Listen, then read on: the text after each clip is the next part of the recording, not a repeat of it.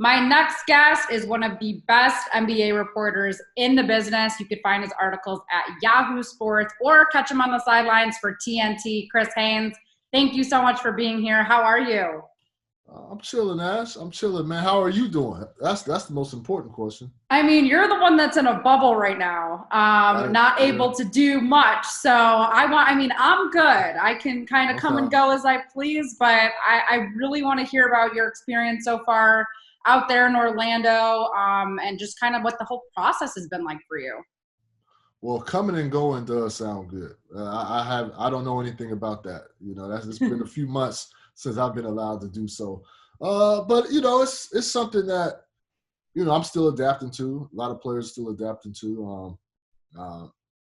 It's not how can I say it? Not trying to complain, but it's not the easiest feat. It's not the easy set of circumstances to adjust to on a daily. But if you're looking at the grand scheme of things, and I'm just looking at my place here, I believe this is history I'm covering, not just sports history, but I believe this is world history. I think what the players did last week was unprecedented. It caught everybody's attention. Um, every publication outside of sports gravitated to this. This was a big news item. And to be part of that coverage, I think it's going to be something that if I'm not totally appreciating it right now or understanding the magnitude of it, maybe when this is all said and done, I will. Because, when you're in the thick of it on a daily basis, you kind of lose sight of the big pictures. But, I'm making do. I'm coping, obviously being without your family for this long. And then you seeing the players come in with their family and, you're happy for them, but you realize as media members, that's not the case for you. You got to wait till this whole thing is over. So we're adjusting and trying to make do. It was crazy because I did see Mark Cuban, I think, wrote something about how the history books, like at least, down the road for the next generations coming up, like they're going to be reading like the NBA, like you said, from the start of the pandemic, because they were the first things that really shut down and got things going out here in the United States. And then now you're seeing, as you mentioned, with yet again another Black person shot and killed at the hands of, or not just killed, but just shot at the hands of the police officers, and then them doing everything that they need to spread awareness to the situation. And another thing that I think that you mentioned too on one of your live broadcasts, which I thought was really interesting, is a lot of the players were told upon coming into the bubble that they were going to be having meetings, if not every other day, daily, to discuss ways to make sure that they're using their platforms in a way that they would like. Has the NBA made changes? I know that they made a couple changes, but what's the biggest initiative that they want to take moving forward after everything that happened last week? Well, I think we're talking about the players and ownership. Obviously they met last week when the NBA went on its second pause, as I would call it. Owners, said they will be more facilitating and trying to enact change within the Black community. As you've seen, what came out of those meetings, you see arenas starting to open up around that's going to be used as voting sites. You're seeing more voting initiatives all placed throughout the arenas and in commercials, which are hosting these games. And so, things like that. Those are some of the things that the players have took away from the meeting with the owners, and they felt comfortable enough to return to play after that. But as far as the meeting goes, that was something that the players talked about amongst themselves about before they got here, coming here and meeting regularly. Try to keep the lines of communication open, to keep engaging. But as you know, there's games every day. There's practices every day. And so I don't think they understood how busy they were going to be and how difficult it was going to be to meet frequently, especially when you have, at the time, you had teams staying at 3 different hotels. And so that logistics, practices, and all that stuff, it was just hard. And I don't think players understood that. But for the most part, it's still not an excuse. I believe they feel like there could have been other ways of getting together, whether that's Zoom, Skype, conference calls. And so I think moving forward, they're going to definitely make an effort to try to make sure they stay engaged amongst each other as much as they can. So overall, I know everyone's kind of debating about whether or not they should have been in the bubble or not. But I honestly, like you said, is like I think it was a great thing for this to happen in the bubble, because if basketball wasn't going on right now, a lot of people might not even be on their phones and social media because there's no sports. There's a lot of sports fans who are on social media watching the game. So as you mentioned, like this was something that was across not just sports, but every single headline, every newspaper, every station. So I kind of want to know the logistics for you as a reporter. Are you getting the same amount of access that you'd be getting normally if you were covering the playoffs, or are you getting more access? Like, how does the day-to-day operations work for you? That's a good question, Ash. More access. I'll answer it like this. Me personally, I don't really use too much. I don't use the teams to help facilitate my access. So that hasn't really changed for me. But it's a little bit more strict for the media as a whole when you're talking about the access and what players are available. But with that being said, I've been very impressed and surprised with the access that most of us have gotten here. The teams, it's like, just like any other game, it's hard to really get one-on-one access. Even though I have and some others have after the game, but practices are still, just like any regular season, practices are still the time where you can get what you need to get.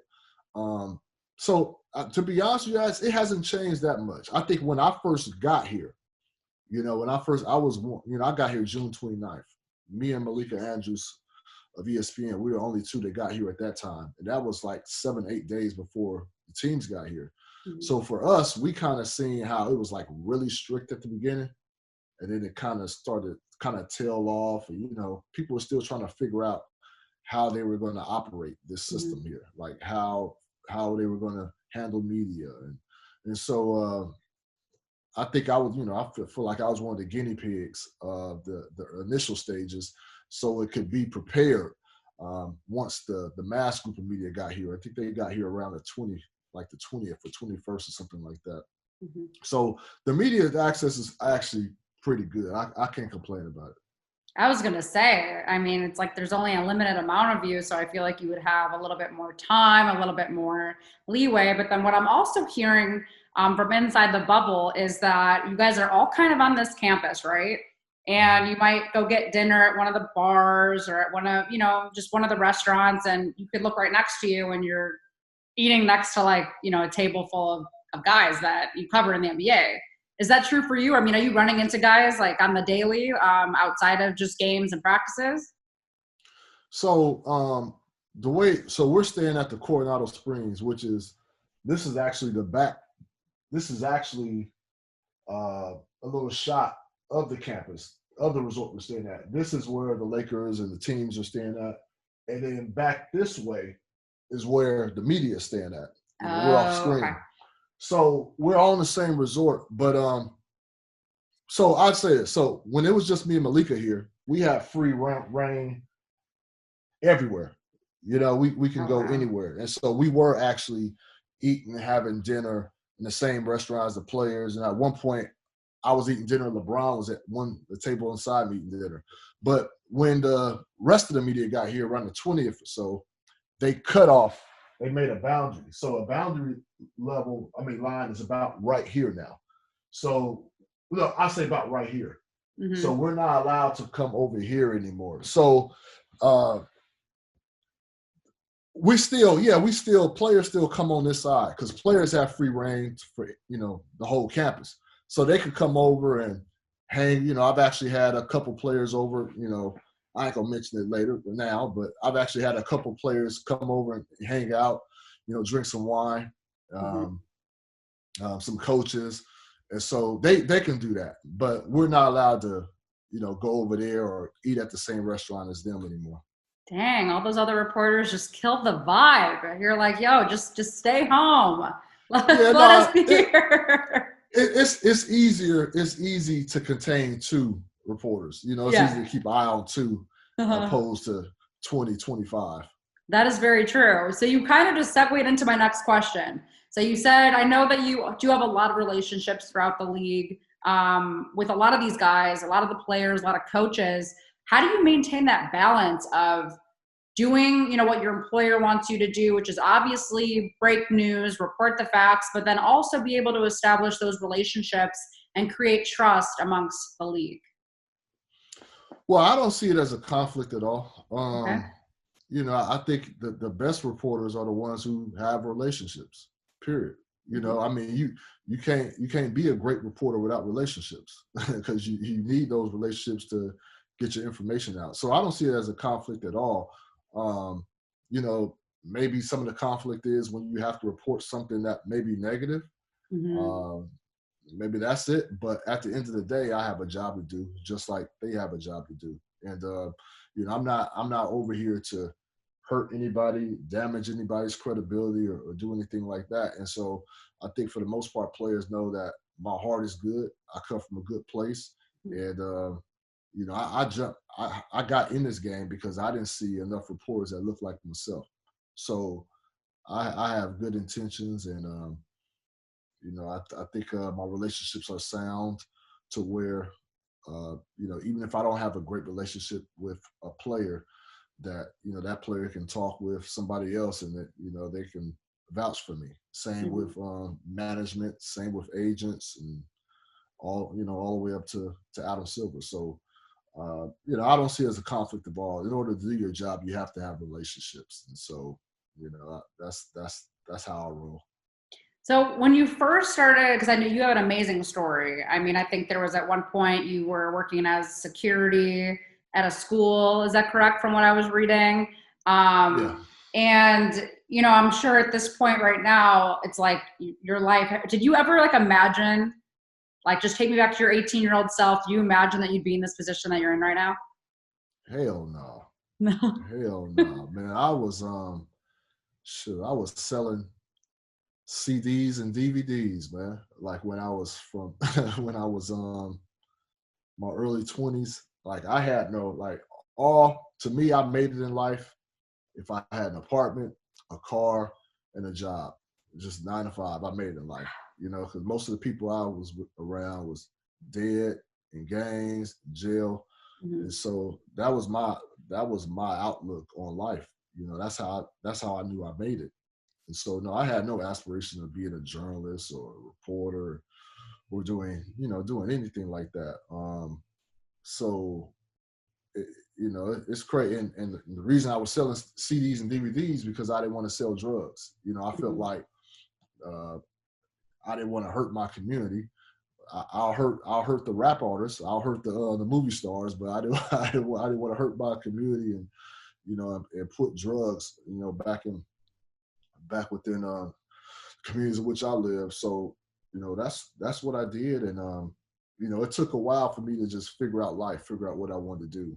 Coming up, growing up in Fresno, California, my role models were pimps and drug dealers. And, my dad was my dad. He was a pastor growing up, but outside of that, those were my role models. And so it took me a while to figure out life, to figure out that there was much more outside of Fresno. I wasn't, I didn't travel much. I didn't know the outside world of which I live. So I'll say this, man, you have to travel. You got to travel, get to know what else is out there, to know what other opportunities are out there. Because I just didn't know any of this stuff existed. And once I did get those opportunities, that's when I started looking at, okay, I can do that.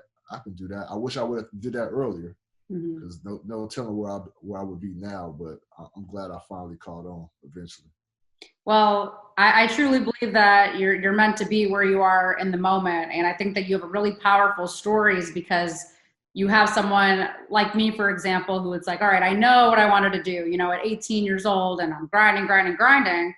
But I think it goes to show there are a lot of people in life right now who don't necessarily have a passion, or they don't know where they want to be in the next couple of years. So for you, like, what was the turning point? When did you kind of know that, all right, I want to maybe break into the NBA or basketball, start reporting on it? Like, when was the first breakthrough? So I always wanted to go pro. Not necessarily the NBA. I was hoping to get overseas. Mm-hmm. So, shapes hoops until I was like 24, 25, played college, didn't get much burn. Then I went to work in Napa, so, at this time I'm already married. I got married at 20 years old. I had 2 kids by the time I was 20. So I got a family. I'm kind of 24, 25. I'm realizing this pro dream is not working. I'm like, damn, it's time for me to like really settle down and try to just work, get that, stick with that 9 to 5. So I'm at Napa. I'm at Napa Auto Parts. I'm a delivery driver. And I'm one of those delivery drivers, I don't know if you see the Napa trucks, but they get that big old yellow hat on top of the truck. So that was me. So if you see me, that's me honking. So, I'm delivering parts. And I'll tell you, this is what made me. And so I didn't graduate college. So I'm 24, 25. I took the bare minimum classes just to stay eligible to be able to play. Mm-hmm. So I was taking like bullshit classes, like a bunch of PE classes, a bunch of electives. Like I wasn't taking what I needed to graduate. Yeah. And so I stopped school, Napa Auto Parts. I'm working there for about a year, and I'm probably like 8 something an hour at that time. This is like 06, 07. And the goal at Napa is to like be store manager.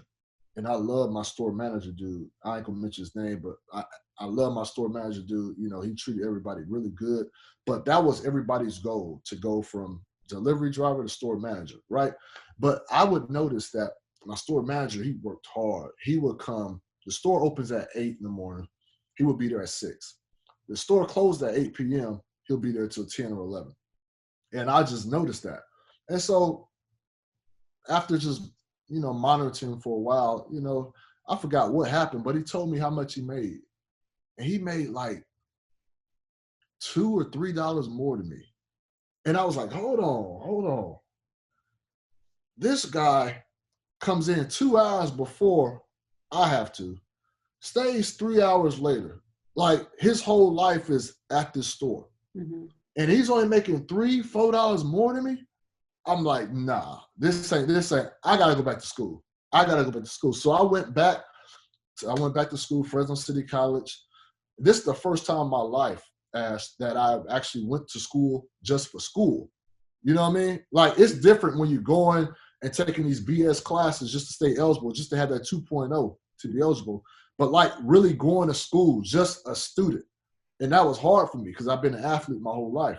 Mm-hmm. So I go to Fresno City College, get my AA degree, transfer to Fresno State University, and I'm about to get my bachelor's degree. And at this point, I'm getting like 3.0s. Like I'm getting the hang of just being a student. And plus, I'm older now. I'm mature now. You know what I mean? Like I'm not playing the same games that I would play when I was younger. I got a family, so I'm trying to like really get out and do something. So my last semester at Fresno State, I had to take this African-American writing course. And I've never been a writer. I thought I hated writing. I couldn't write the difference between they are, their, you are, you're. Like I didn't know any difference to that. You know what I mean? Like, mm-hmm. and it's funny. That's a pet peeve of mine when I see people write, mess that up. But anyways, I'm writing about my history because I love telling about Black history. I love talking about that. So I'm writing it, and I'm getting good feedback from my teacher, Dr. Hassan Johnson. He's still there at Fresno State. And I'm like, dang, I'm liking this. I'm liking this writing. Let me see if this could translate over to sports. And so I just started watching games on TV and writing gamers from home. And I would send them to different publications. And I got some feedback from them saying, hey, Slam Magazine being one of them, Pro Basketball News being one of them as well. That's now defunct. But basically they said, hey, you got some potential. If you were in the NBA market we can credential you and get you into games. We can't pay you, but the exposure could benefit your career, you know. Mm-hmm. And so, long story short, I graduated in kinesiology. That's what you need to be a PE teacher because I still wanted to be around sports. Mm-hmm. So I graduated in kinesiology, and I was like, man, forget it, babe. We're moving to Portland.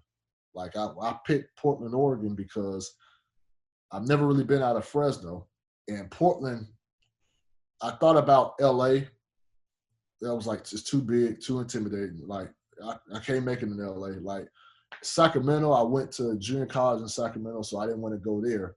Mm-hmm. So I was like, Portland is far enough, but it's not too far, like a 12-hour drive, not too far that if I felt like I failed, I can get back, seamlessly, Mm-hmm. get back home. So that's what I did. So I got to Portland, and I'm applying for PE positions all around that area. Could not get a job. Here I am, have this bachelor's degree, graduated with honors. I'm 27 at this time, and I could not find a job. Nobody was hiring. And it was one private school that was hiring for a PE teacher, and they would have hired me. Matter of fact, they offered me the job, but it was a private school, and I was only going to get like 3 hours a day. So I had to turn that down. And so the only thing I could find with full-time work was a security guard at a high school, and I worked as security guard for like a few apartment complexes. Mm-hmm. So I did that during the day, and I would cover Blazer games at night for free. And I would never tell anybody to work for free. It worked out in my situation, but it gave me the exposure. I was able to go in there, and I grabbed command of the locker room pretty quickly and kind of learned the ropes. And after that, after a year, Comcast Sportsnet, which is now NBC Sports Northwest, they opened a position to have their first ever Blazer beat writer travel to every game, be on TV 3-4 days a week. I've never been on TV really before, never traveled before, and I got offered the job and I took it, and that's how my career got started. Wow, I almost got emotional through some of it, just because it's like, by the time you're 27, because I'm 29 right now, and there's times where like I feel like I need to have my entire life figured out, where I feel like, oh my God, I'm not there or there, and it's like I'm constantly, comparing myself to other people. So I was like, wow, when you said like 27, you were just finishing up your classes, it's like, wow. And then you like took a leap of faith, and you're like, I'm gonna make it here. I'm gonna try to do what I need to do, and everything just kind of fell into place for you. Which I think is amazing. So I do want to touch a little bit on, your time in Fresno, and how you said that some of the people that you were looking up to were not always the best of influences. But have you done any work to kind of go back to that area to maybe talk to some of these kids who maybe like you were not always given the easy way out, or not always given certain opportunities? Is there anything that you've been doing to go back to your hometown? Yeah, I'm gonna answer that. I Okay. want to touch on this real quick about, you talk about comparing Yeah. yourself and where you're at, and I think that's a lot of times we do that, and that's more so problematic than it is helpful. But I will say this: I went to it was that year I was working for free, so I went to NABJ, the NABJ convention, which is National Association of Black Journalists convention. Mark Spears told me, that's my big brother, my mentor right there. He told me to come out. So I've never been to this before. I never knew it existed. This is something, the organization has been around for 30, 40 years. I never knew it existed. So, right, I'm 27 and I'm working for free. And I go to NABJ, it's in Philadelphia. I really don't have any money, so I roomed with like 3 other guys. My guy Torrance Latham and Gary Eswick. And we're in one motel. It was a motel. Might have been a Motel 6, but it's 3 of us. And I'm at this convention, right? I'm seeing all these Black people in one room, successful Black people dressed up, looking nice and beautiful, right? And it's black people from all fields of media, whether you're TV, on camera, producer, you're editor, you're you're a weatherman, you're the newscaster for CNN, it's just whatever, media, whatever, radio, print, whatever. It's thousands and thousands of them. And I see Jamil Hill, I see Michael Smith, I see Bomani, right? This is 2011. And I'm just blown away. And then, like, I found out, like, damn, Bomani like a year older than me. And he's already at that level, right? And I'm looking at Michael Smith and them. They're a couple years older than me. And they're already like these household names. And then the kicker for me was I'm looking at these 22-year-old, 23-year-old cats who are already have these big jobs at ESPN, at Yahoo, at whatever.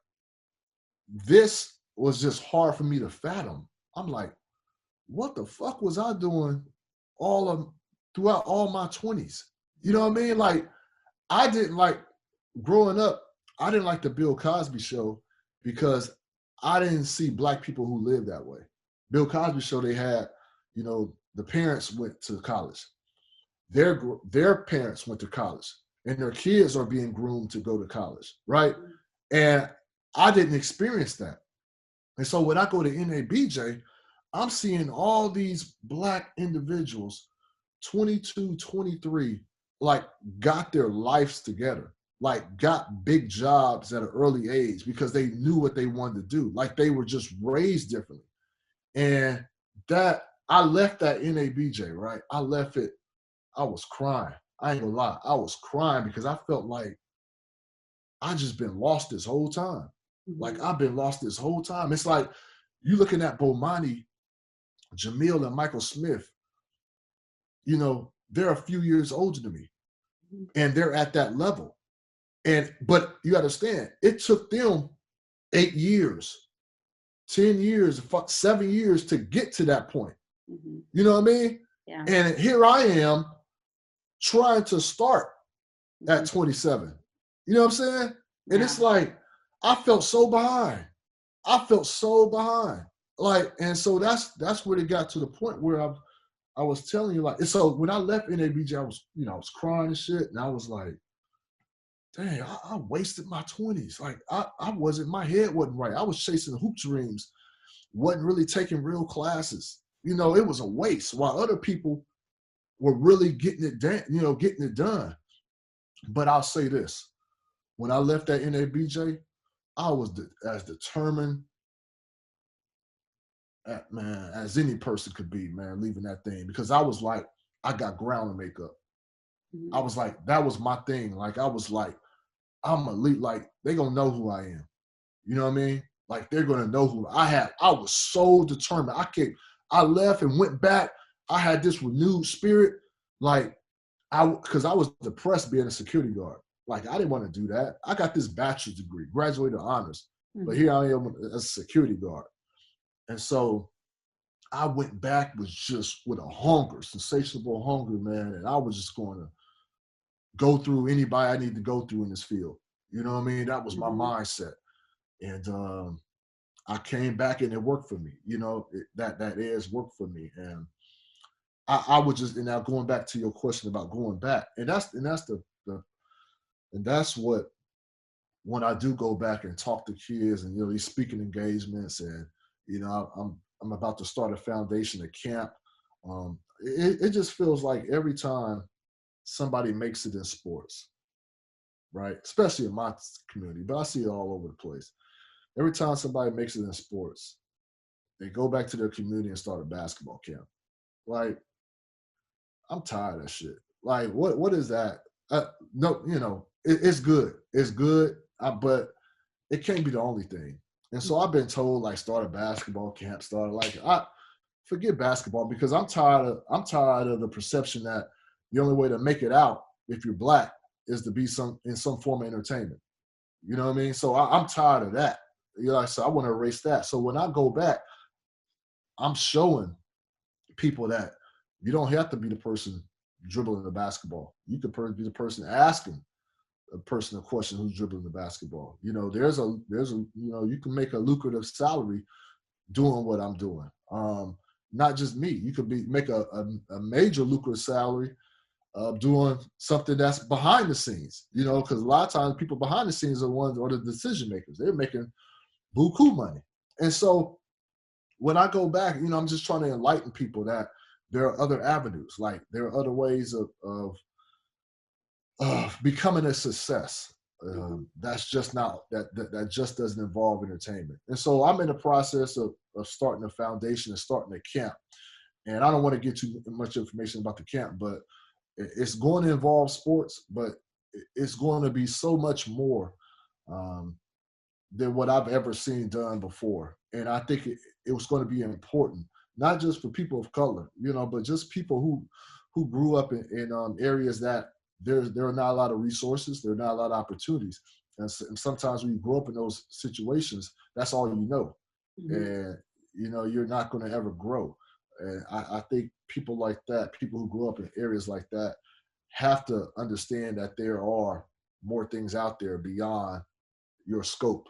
And if you pursue it, venture out, you know, you can see that there are lucrative jobs out there that you can do that are tailor-made for you. You just have to find out.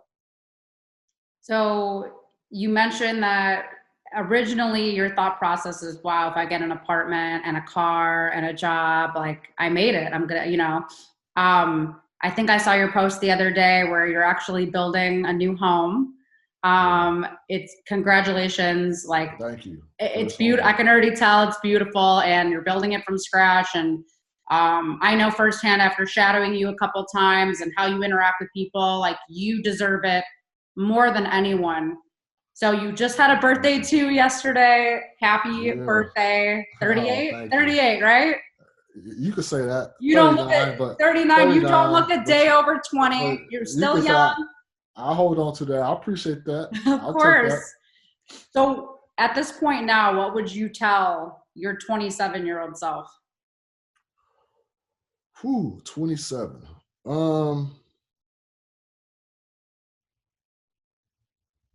27, I would like to say was when I got enlightened. I would like to tell my 19, 20-year-old self that that my view was narrow. It was narrow-minded. And I wish I had a lot of, like, I want to say rest in peace to John Thompson, legendary coach, Georgetown University. And I remember growing up, Georgetown Hoya jackets were like Jordans before Jordans. Like everybody in our hood, and it was funny because I'm seeing everybody on Twitter talk about it too. And it was the same way in all hoods across the country.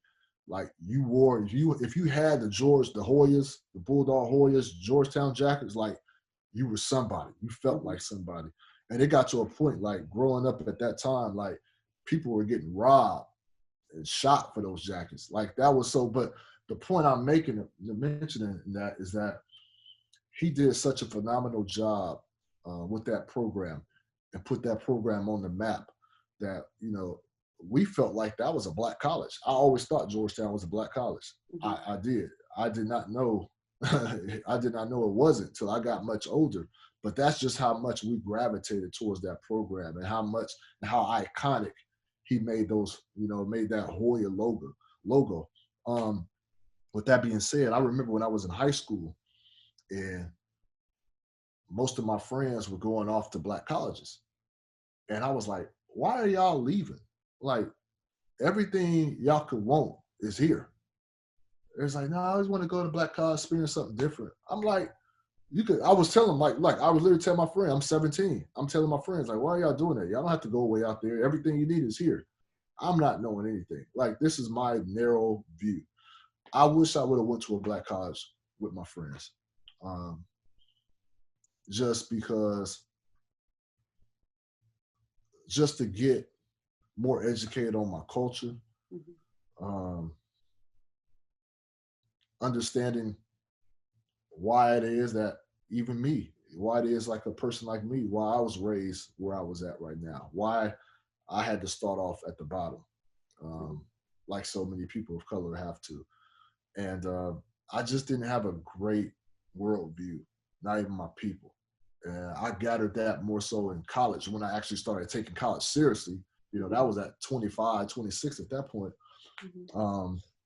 So I would just tell, like I would have told my younger self, 19, 20, to get out, expose myself. You know, it doesn't take a lot. Like, you know, I didn't go travel. Like I didn't take, like I see young cats, 21, 22, like taking trips to Miami. You know what I mean? Like it don't take, there's been times I've had a little money and I could have taken a little trip. You know what I'm saying? Like especially if you do it with a bunch of group, you know, with a group, put your money together, there, you can do that easy. My friends, we do that. We stay on the block. You know what I mean? We stay on our side. That's it. Like, and we don't even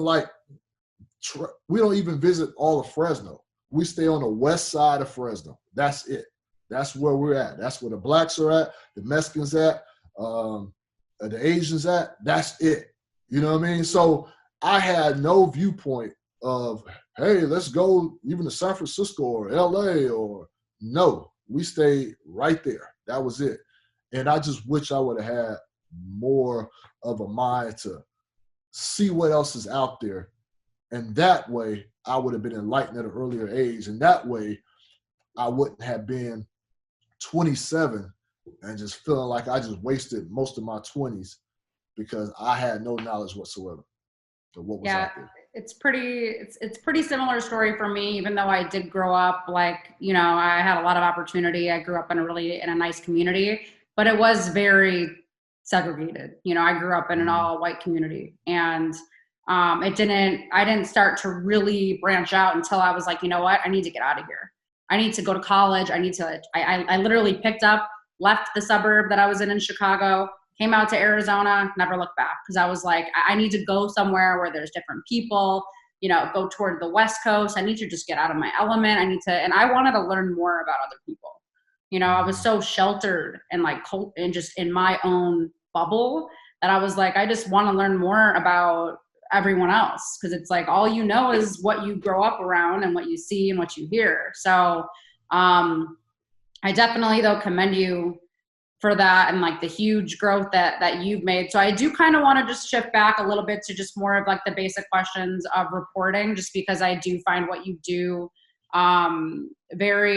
you're different. You do stand out, and the players trust you. So when you go about like scheduling your interviews, how does that work? Like, is it what your producer kind of wants you to do? Do they tell you, we want you to get an interview with this person, or we want you to ask this question? Or is it you kind of saying, hey, I think this is a good idea, this is what I want to ask, and so forth? So producer, so you're saying, so you're speaking to TNT? Is that what you're speaking to? Yeah, more so TNT. Yeah. Yeah. I mean, the relationships help to the point to where I don't have to rely on a PR, a publicist, or a team to set it up for me. You know, I can go directly to Chris Paul or Damian Lillard. You know, there's a few hoops you got to go through with LeBron, but being that the relationship is solid, you know, LeBron okay that. And so that's pretty much it. I mean, once you get, you know, names of that caliber on board, you know, the rest is history. You know, it's like, you know, go ahead and, you know, do what you do. You know, I've been doing it a while. I kind of know what questions to ask. I know what needs to be touched on. And so that's pretty much it.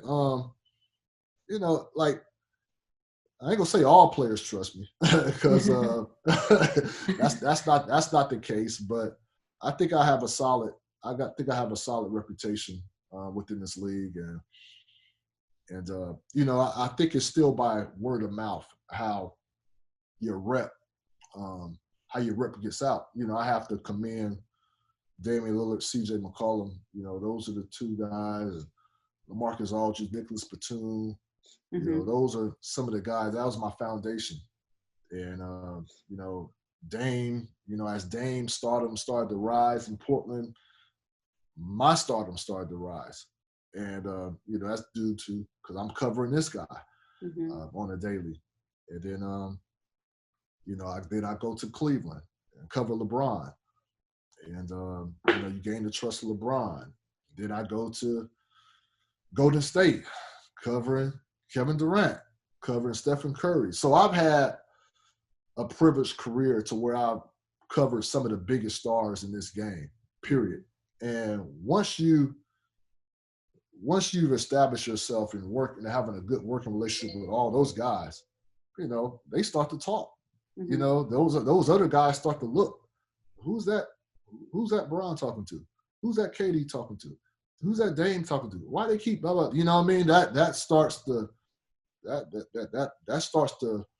migrate everybody to the point where you know, I remember like it was a few years back, like there were players that I didn't even have relationships with, and you know, they would come introduce themselves to me. I was like, damn, that's crazy. Like that's crazy. Like, you know, I had to commend, you know, ESPN and Yahoo, you know, giving me that platform. But yeah, that was, you know, I really did start to see a change, especially after covering LeBron and KD in them. So, you know, those relationships are big. Players talk, and you know, it's important to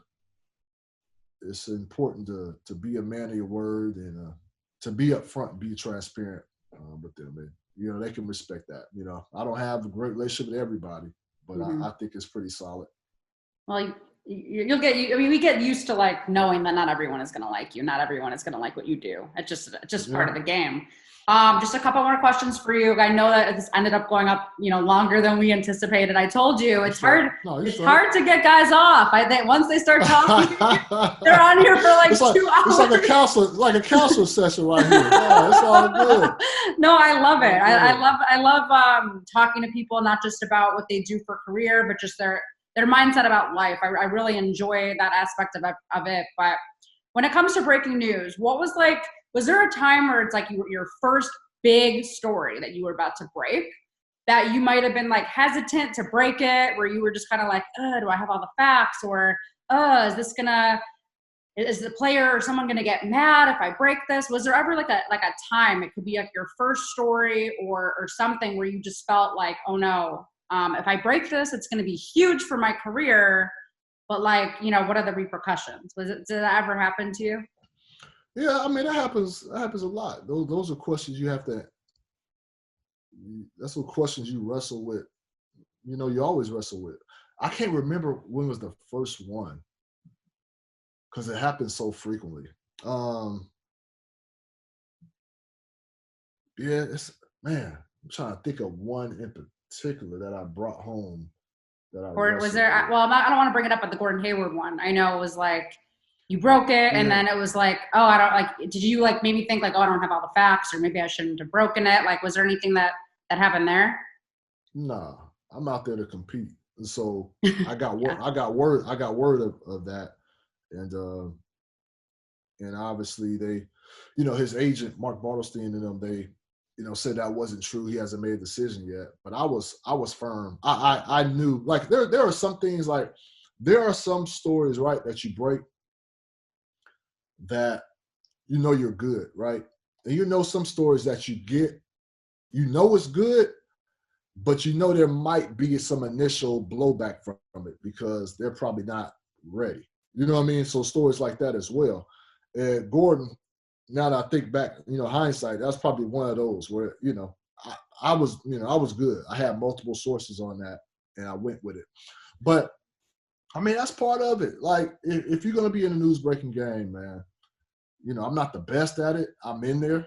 I'm not the best, but you know, if you're gonna be a news breaking game, that comes with it. That comes with it. Again, that goes to speaking to your sources and making sure you have multiple sources on it, making sure these are sources you trust, that aren't going to lead you wrong, and just going. But no, you always wrestle. You wrestle with those things. You wrestle with taking it. Like there are some reports, right, that you put out that can never be proven right. Like a player or agent could come back and say that's false, right? And sometimes a lot of reporters don't even want to go through that because they want to be proven right. Like, but if your reporting is true, you have to, if it's accurate, that it happened, then it's up to you on what you decide on if you report it or not. And so there are reports like that as well. So it all, man, look, at the, my first year in Portland, right, I will admit, like, I was too buddy in Portland because, I felt like I was a counselor, a lot of times, my first year on the beat was Nate McMillan's last year. This is when Raymond Felton, Batum, Gerald Wallace, Marcus Camby, Jamal Crawford. God, that team, Nate was fired mid-season. That was my first year on the beat. But, I knew they told me a lot of stuff. And just be trying to keep their trust. There was a lot of things that I couldn't report. And then I would see those same stories that I knew about reported by others. And I'm like, I'm too close. Because there's all right to have relationships, but the players have to know that you have a job to do. You know what I mean? Like, my work productivity is suffering because I'm too close to the situation. So I had to take a step back and say, nah, I can't, we can be cool, whatever, but I got a job to do. And what I do is this, and players respect it. Like, if there is something I have on them, I will call them up, send them a text. Hey, I got this, blah, blah, blah. I got to run this. I got to let you know. And they respect that. And so that's another way I've been able to do my job. That's actually really helpful because I've been in situations the same way where it's like you establish these relationships and you hear so much stuff and then you can't report it. Or if you do report it, it's stuff that's not like concrete where the player is going to come straight out and say like, oh, that's true, But I'll get DMs from like their friends and be like, oh, like, why are you saying that? This person doesn't want to be there, blah, blah, blah, blah. I'm like, I mean, I know it's like, these things. And I think it's like really makes it hard, but I respect that you let them know, hey, at the end of the day, I have a job to do. But I have found it for me a little bit difficult for these guys to understand. I mean, maybe, I don't know if I guess it's maybe something I need to talk with like a woman also about how they navigate, because of course my relationships with the guys, your relationship with the guys can be completely different in terms of what they feel that relationship is, if you know what I'm saying. So there's certain things where it makes it hard for me to navigate sometimes too. No, and I get that. And that's definitely like, I understand the male privilege that I have, working in this industry. For a woman, you deal with circumstances that I would never have to deal with. You have to think about certain things that I wouldn't have to think about. Certain things you have to avoid that I wouldn't even think to avoid. Certain things that I may do, you may feel is crossing the line. You know what I mean? For yourself. And so that's always tough, man. It's always tough for a woman in this industry, but I look at it like this, man. People are always going to say something. Like, you're always going to like, people are always going to say something about a female, especially if she's attractive. They view her as this just attractive female. Like, they're always going to have shit to say. But look, I say, man, do the job to your best of your ability. Don't let what people think get in the way of your career arc. Because like I said, like, in our industry, depending on where you go, you can make a nice living in our industry, and you shouldn't let what Twitter trolls or even some of your colleagues, get in the way of how you do your job. You know what I mean? Like, all of us are trying to do this respectable and honest and in a noble way. And so you know, you know, that's something I do wrestle with, like when I'm giving advice to women, because there are things that they go through that I just can't relate to, and it definitely is more things you guys have to wrestle with, for sure. Yeah, it's like, how do I, like, because have to DM all my athletes when I want to get them on the show and talk with them. I have to DM them, and I'm like, do I, like, even it just goes down to the detail of, like, do I send, like, the prayer emoji? Do I send a smiley face? Or is that too flirty? Like, can I not do that? Or, so I'm constantly, like, in my head of, like, how do I reach out to these guys? Like, I don't want it to come off like, oh, blah, blah, blah. I just, like, simply just want to talk and have an interview. So it's definitely something I wrestle with every day. And of course, the Twitter trolls, of course, you know, there's always going to be someone out there telling you how to do your job, or say, oh, you should have done this or this differently. So, like, I totally get it. And then again, just a couple more questions, I promise. But what is your favorite part about your job? You know what? My favorite part is my favorite part are the relationships. You know, are the relationships that you form, and you know, whether that's management, ownership, players, agents, the family members of those individuals, relationships, for sure. Because growing up where I came from, my relationships were very, very small. If you weren't if you wasn't one of my close homies or family members, that, you know, that was pretty much it. And pretty much all of my homies and family members did the same thing, operated the same way. And so I've grown a lot from being around people with different views, different backgrounds, different lifestyles, and just being more of a well-rounded individual.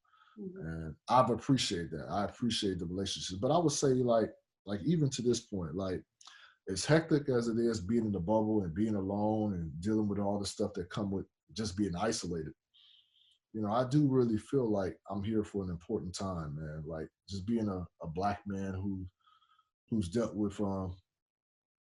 being racially profiled, who was, you know, dealt with being falsely arrested in front of his house, in front of his wife, booked and all that stuff, and had a mug, you know, had my police mug on, you know, on a website. Somebody who dealt with that, like, I feel like I'm here for a reason. Like, what's going on in our society right now, what the NBA players are doing to try to affect change.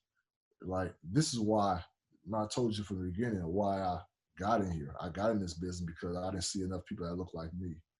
And so I made that decision almost 10 years ago. And now look where I'm at. I'm at here in the center of it all, and trying to add coverage.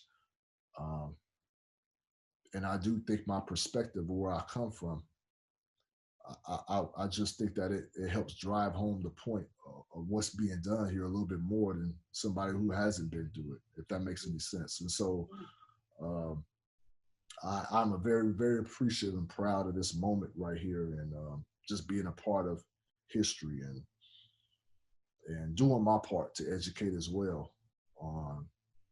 You know, people, please go out there and vote, register, vote. Big election coming up November. So that's what I'm most proud of. You know what I mean? Like, sometimes I think, like, this should have just sports. It's not serious. It's not life or death. You know what I mean? But moments like this, because there are situations like that come into play, that happens on the outside, that it gets intermingled with sports, and that can start some type of change. And to be a part of this process, man, and you know, it just reminds me of why I got in the business in the first place. No, I think that's amazing. And you've been, honestly, just everything that you've been doing has been amazing. And like you said, having dealt with these situations yourself, racially profiled, arrested for no reason, you can hear it, you know, in your voice when you're on TNT and then you're talking about this stuff. Like you could feel the pain. And I think a lot of people, like you said, like myself, who can't necessarily understand fully what's going on, we can still feel it by listening to your stories, amplifying those voices. And, you know, I make it a point to talk about this stuff as well on my show, is just because I want everyone who tunes in to say, hey, like, just because you haven't experienced it yourself doesn't mean that this stuff doesn't exist. And it's important to listen. It's important to be empathetic. It's important to understand. And it's important for me to be a part of that change in any way that I can. And I do have one more question for you. Okay. It's a little bit off of that, not on that topic, but the bubble. It's just so many crazy things are happening. We're seeing some outstanding performances, like from Jamal Murray, multiple 50-point games, and then we're just seeing a lot of performances that are breaking out that we might not necessarily have seen if it was just a regular, normal playoff series. Do you think that there's a reason why we're seeing like so many different things going on during the games? And do you think that's going to carry on to when things get back to normal? Yeah, you know, I haven't thought about it like that. I haven't thought about it in the sense or the viewpoint that they're scoring more points or just putting up these big games due to the bubble or due to being here. You know, I haven't really looked at that correlation. But you know, Dame before, you know, he was the first one to kind of set it on fire here. Took home bubble MVP honors. I don't know. I really don't know. I do think but I think this trend of scoring has been elevated the last, I don't know the exact amount of years, but maybe the last 6-7 years. You know, we have the pace of the game, the emphasis on the three-point ball. The last couple of years, on offensive rebounds, the shot clock goes to 14 and not all the way back to 24, which means you got to get a shot up quick. So there's more opportunities to score now. And so I don't know that I equate it necessarily to the bubble. I just equate it with just the game, the way the game is being played right now. The pick and roll, the three-point ball. And then you look at, and I think we have to make sure that I'm all for my elders, man. Like, I respect the people that came before me in any industry, like in my profession, the people that came before me, even doing sidelines, Ahmad Rashad, David Aldridge, Craig Sager. You know, you study those people, even in the people, you know, that's, you know, whatever field you want to be in, you always have to look at the people that came before you and know what they went through to get here. So in that way, you can improve the game and improve the business on your end to keep it going.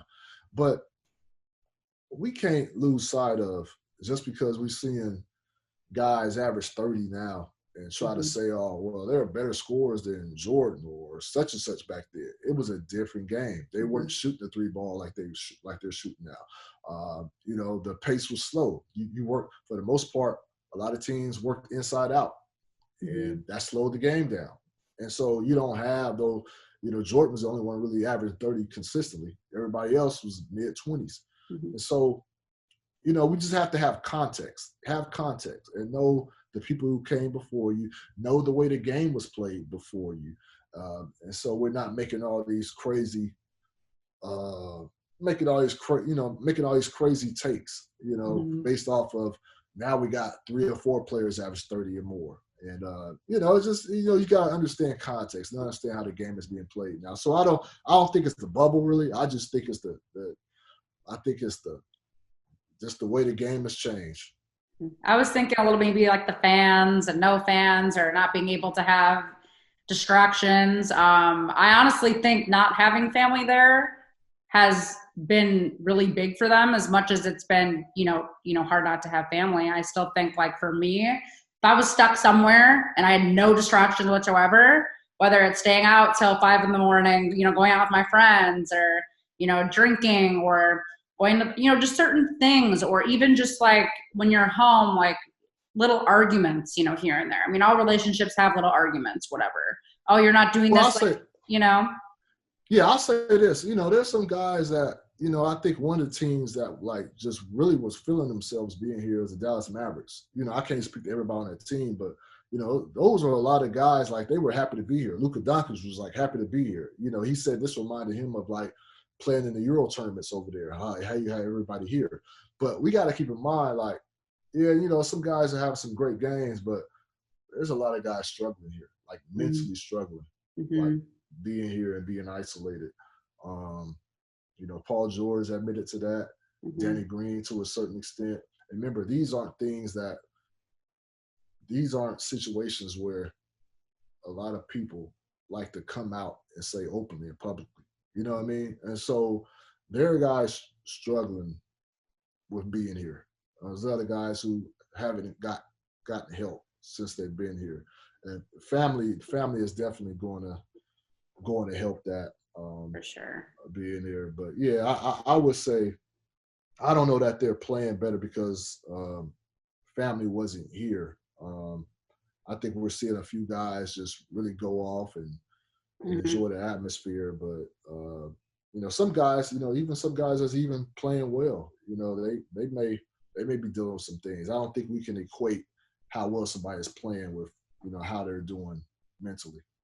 That's true. And I do respect Paul George and other guys for speaking out about it, because I can even tell by body language, I could tell he was dealing with something mentally. I could tell he wasn't mentally present and there. So I'm happy. You know, people are going to say whatever you want. Oh, he's supposed to be tough and blah, blah, blah. And I don't like that either.